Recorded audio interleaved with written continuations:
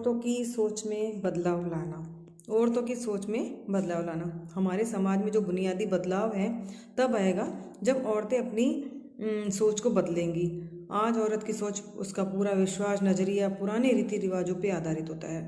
दूसरे लोग उसे बताते हैं कि उसका आत्मविश्वास, आत्मसम्मान किन बातों पर निर्भर है। दूसरे लोग उसे बताते रहते हैं ये, तो समाज उसके दायरों और जिम्मेदारी को तय करता है। जिम्मेदारी हमेशा उसको बार बार बताई जाती है, ये हाँ तुम्हारी है जिम्मेदारी, लेकिन उस दायरे में अपने बताए गए फर्ज को अच्छी तरह से निभाती है तो उसका सम्मान बढ़ता है।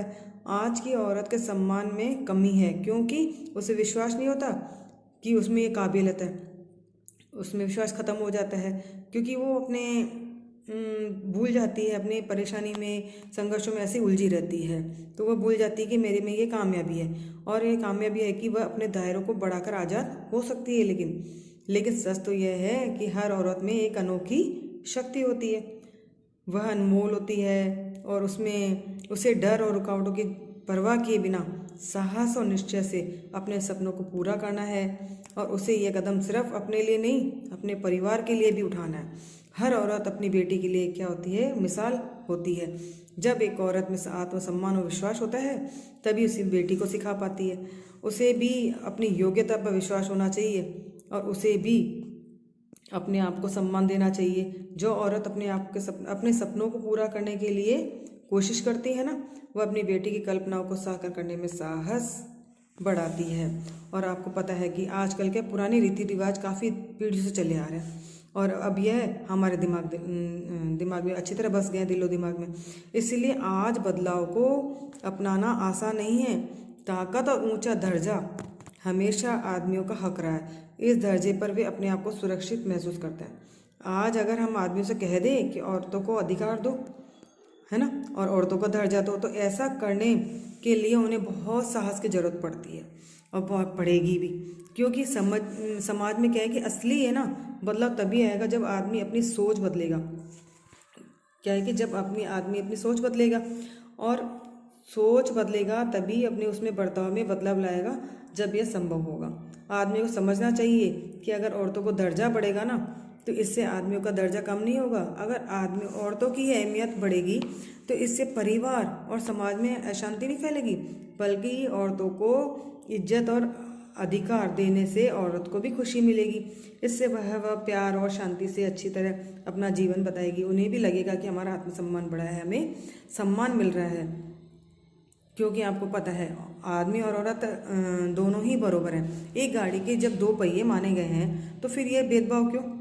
भेदभाव नहीं होना चाहिए, क्योंकि आज समाज में आदमी और औरत अपन बोलते हैं कि गाड़ी के दो पहिए हैं।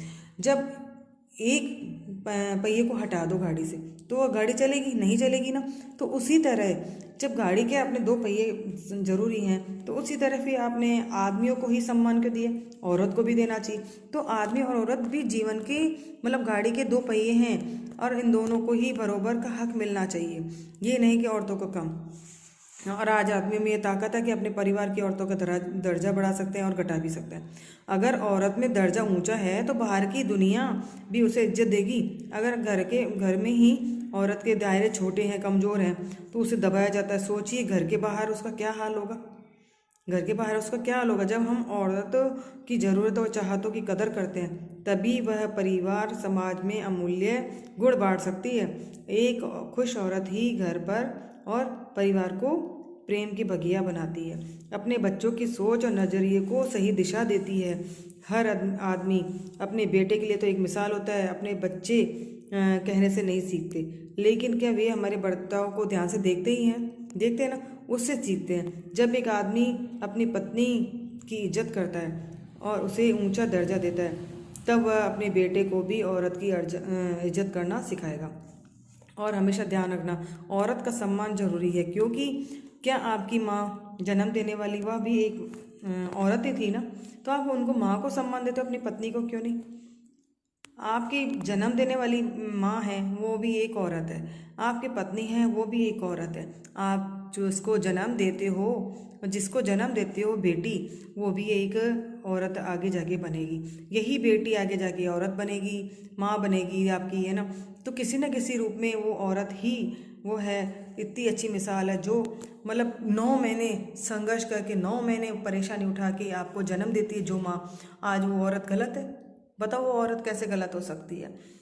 इसीलिए माँ का सम्मान करो, औरत का सम्मान करो, नारी का अधिकार दो। नमस्ते।